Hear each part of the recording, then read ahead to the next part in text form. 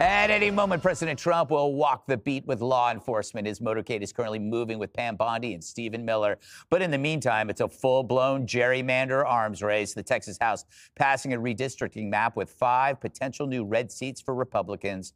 In retaliation, the California Assembly passed their redistricting plan aimed at giving Dems 5 more seats in the House. Greasy got so mad he dropped 2 R words.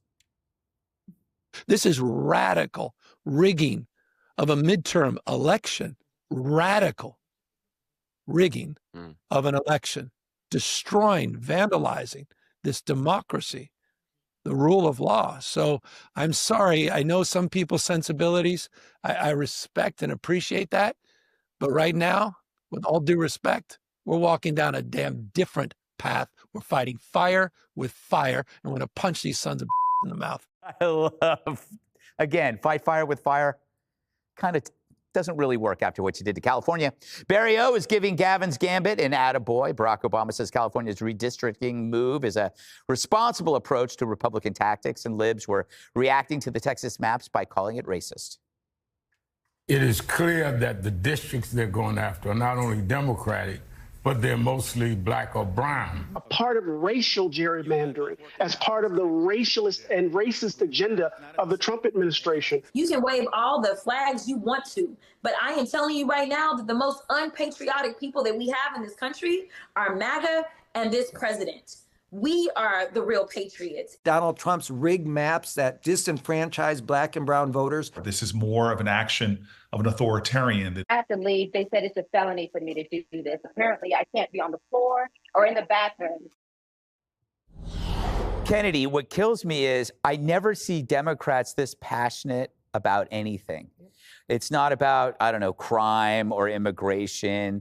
It's about their vulnerability to some kind of little strategy that they've been doing for years. What gets them really passionate is power. Yes, it is. That's all it is. It has always been a power grab, no matter where there has been redistricting, which has happened for years and years and years. The Supreme Court hasn't wanted to take it up, and Gavin Newsom is being incredibly disingenuous here. Now, of course, California is run by Democrats. They have a Citizens Redistricting Commission, and they're the ones who decide the maps. They say it's not partisan, but everything is partisan in California, and it is all dictated by one side. But they can't just do it the way they did in Texas. They actually have to put this on the ballot. So the Assembly has to vote to make this a ballot measure, and then the citizens will decide. But since California is overwhelmingly Democratic, the chances of them getting an even bigger slice of the congressional pie is very, very high.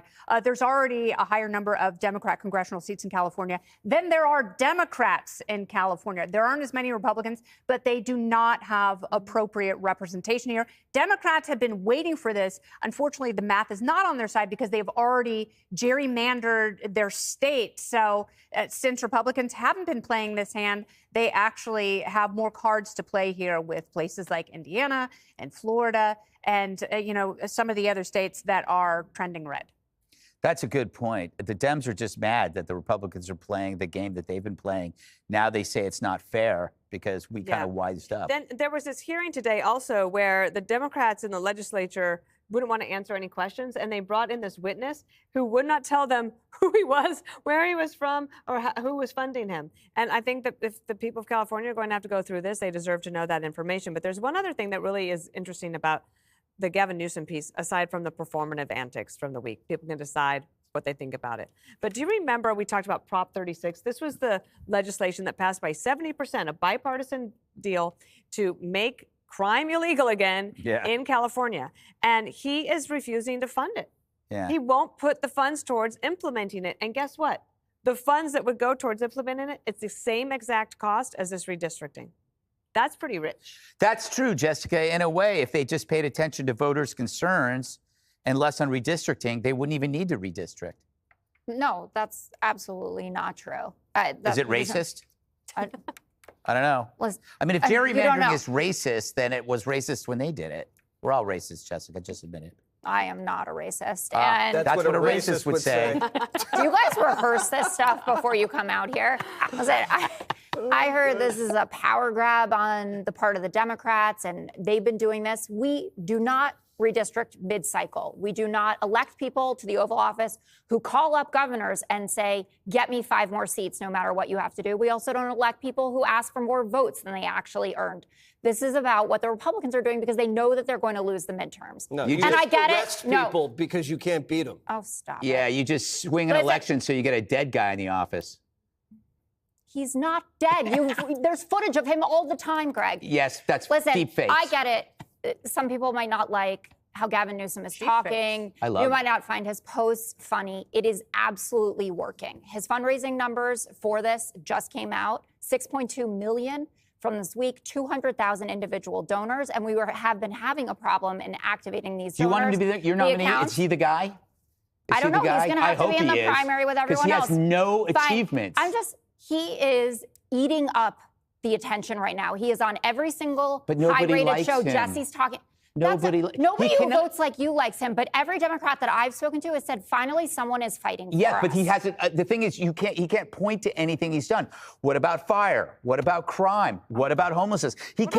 What about businesses leaving? I mean, you can fall in love with the performance. I get it, but there's nothing underneath. Come on, Jessica. Give me one thing he's done besides his hair and his best friend's wife. Oh, wow. What are you even talking about? I'm just trying to think of his achievements, and that's the only thing I could do.